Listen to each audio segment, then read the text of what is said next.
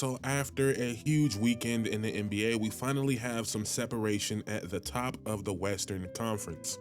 And the top three are pretty much set. It's going to be OKC, Houston, Lakers. Now, if Houston finishes 1-3 and the Lakers go 4-0, then the Lakers could be the 2 seed, but I don't think that's going to happen. So we're operating as if we have it set in stone, 1, 2, 3. And then 4 through 8 are all tied with the same amount of losses. We don't really know what's going to happen there. We don't know all the tiebreaker situations off the top of my head. I know Warriors have the tiebreaker over Minnesota and Memphis. Denver has a tiebreaker over the Warriors. Clippers have tiebreaker over the Warriors. Minnesota has tiebreaker over the Nuggets. I don't know all the permutations of it, but I'm pretty sure all those teams will not finish with the same record because a bunch of them play each other. On the last day of the year, the Clippers and the Warriors play each other. Gonna be a huge game. Clippers already have that tiebreaker, like I said, but a team like Memphis, they still gotta play Minnesota and Denver. So really no way all three of those teams end up with the same record. So today I wanted to talk about what my ideal first round would look like in the Western Conference. And we might as well start with the 1-8 matchup, and this is a fairly obvious one for me. Maybe you guys disagree. But I want to see OKC versus Minnesota. Now, there is a possibility all of a sudden that we could get Jokic versus Shea first round. I don't want to see that, though. I think OKC is going to wipe the floor with them in that scenario. Maybe I'm wrong. Maybe I'm wrong. And I think OKC is going to beat Minnesota, too, by the way. But I do believe they pose more problems for OKC. Rudy Gobert has been playing out of his mind. I would love to see the Gobert iHeart matchup. You probably never heard me say looking forward to see a Gobert matchup, but I would love to see that. Outside of maybe Houston, they have the most guys you could just throw on Shea by themselves and kind of live with the results. I'm not saying that's a smart idea, but you got Jaden McDaniels, you got Anthony Edwards, you got Nickeil Alexander-Walker. Your worst option is Donte DiVincenzo, which is not a bad option. Shea would cook him, but that's not a bad defender. And just when you look on paper, and I know the game is not played on paper, or these teams have a full season of habits and faults and weaknesses built up that we've seen over the course of the year. OKC is obviously the better team, but on paper, can Ant outplay Shea for a series? Sure. Can Rudy Gobert outplay iHeart? Sure. Can Julius Randle outplay Chet? Sure. And then when you look at all the role players, they're pretty evenly matched. There's not a lot of teams that have as many good role players as OKC, but Minnesota does. When you look at Naz Reid, Jaden McDaniels, Nickeil Alexander-Walker, Donte DiVincenzo, like that is a championship level rotation if your 1 and 2 are good enough. And if I had any faith in Julius Randle in the playoffs, I might convince myself that Minnesota could win it. But I just think this would be the greatest test for OKC.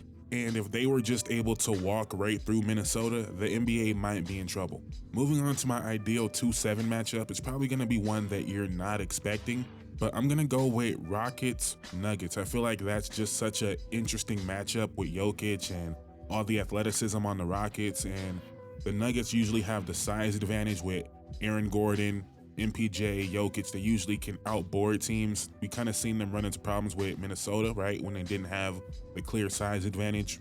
I think that would be a very, very tough series for the Nuggets, but Jokic could just be the best player in the world and win that series by himself.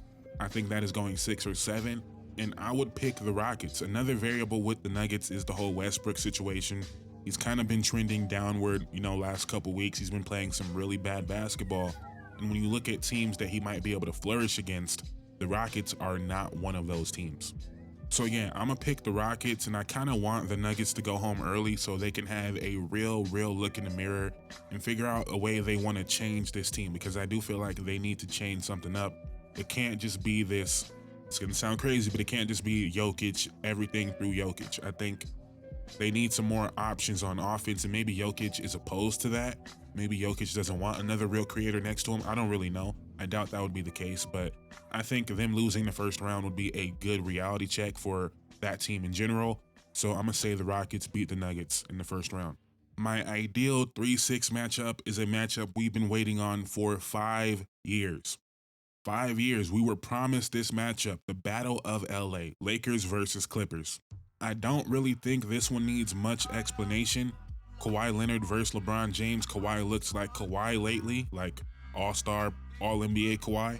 Now, I don't think Kawhi on LeBron is what people remember it as. Like, I think LeBron has gotten a lot better since those days, which is crazy to say, but as far as his skill and his footwork and being able to deal with certain type of defenders. I don't think Kawhi gives LeBron the same problems he did 10 years ago, but it's still Kawhi Leonard. So you got someone you could put on LeBron.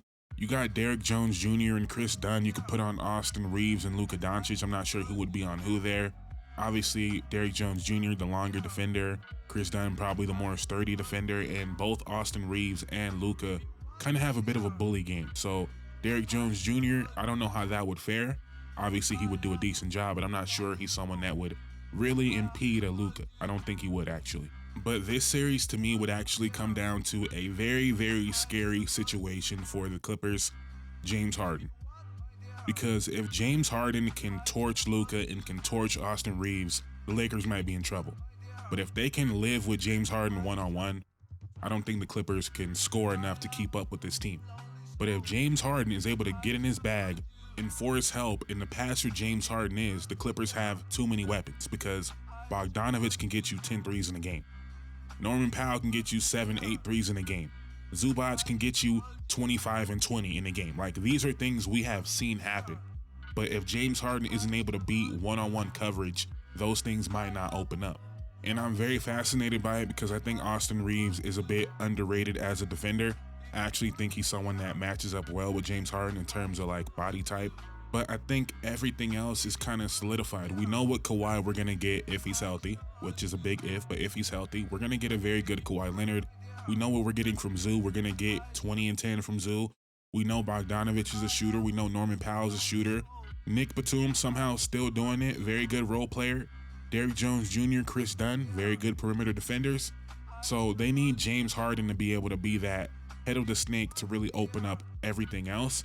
And if that does happen, I could see the Clippers winning that series, especially with the no rim protection from the Lakers. If James Harden is able to turn that corner, things could open up. And I guess you could really make an argument about James Harden on the other side, like if Luka could torch James Harden, but to me it's more of a question. Like, we know Luka could do whatever he wants to anybody pretty much, but if the Lakers guards are not adequate enough to stop James Harden, because you can stop James Harden at this point in his career, but if you can't, if you're the Lakers, you might be in trouble. But I'm still gonna go Lakers in this series because they got Luka and LeBron. That's really why, and Austin Reeves. Or maybe this is like Zubac's announcement to the world. Like, even though he's been great, he's been very good the last couple years, having a career year, maybe he goes crazy and averages like 23 and 20 on the series. Like, maybe something out of the blue like that happens because the Lakers don't have a big. I don't see that happening, but maybe that's another way the series can turn. But I'm going Lakers. And that leaves me with my ideal 4-5 matchup, which would be Warriors-Grizzlies. Steph just gave them 52. We know there's a real rivalry there. We know there's real bad blood there. Apparently, they really wanted Jimmy Butler, and Jimmy Butler said, I don't want to go to Memphis, which was probably more of a financial reason, but we know that would be brought up heavily if that series were to happen. I also like giving Ja Morant this type of stage against the Golden State Warriors again, where last time he played amazing against them before he got hurt. And this could be a welcome back moment to the spotlight for Ja Morant if he goes out and slays this Warriors team. Playing against a team with no real rim protection besides Draymond Green, I would love to see what Kuminga does in this series. It seems like it would be a Kuminga type of series. How much could you leave Zach Edey on the floor against the Steph Curry? If you're the Warriors, how much can you go small against a Zach Edey on the offensive boards? I think there is so much in this matchup that would be fun to watch and monitor, and also just the rivalry of it. I think it would be great theater. I think we'd see some flagrants. I think we'd see some maybe ejections. It would just be great overall entertainment, and Ja Morant maybe having that push and reminder of who he is. I think it's a good team for him to match up against to do so. But if you were to ask me right now, I would take Warriors in 6. And I think if everything played out the way I said it did and the series went how I said it did, that would end up with Lakers, Rockets second round, and Thunder, Warriors second round, which would be two great matchups in my eyes. Obviously, the 2-3 side of the bracket is where you want to be. But that is my ideal first round matchup in the West, given the information that we have. Obviously, I can't say like my first round, I would love to see Houston versus Lakers. Like, that's not a possibility at this point. So given what we know, that is the outcome I would want to see. But let me know in the comments down below what matchups you would want to see. Please like, comment, subscribe. It would mean the world to me. Thank you guys so much for watching. I'm out. Peace.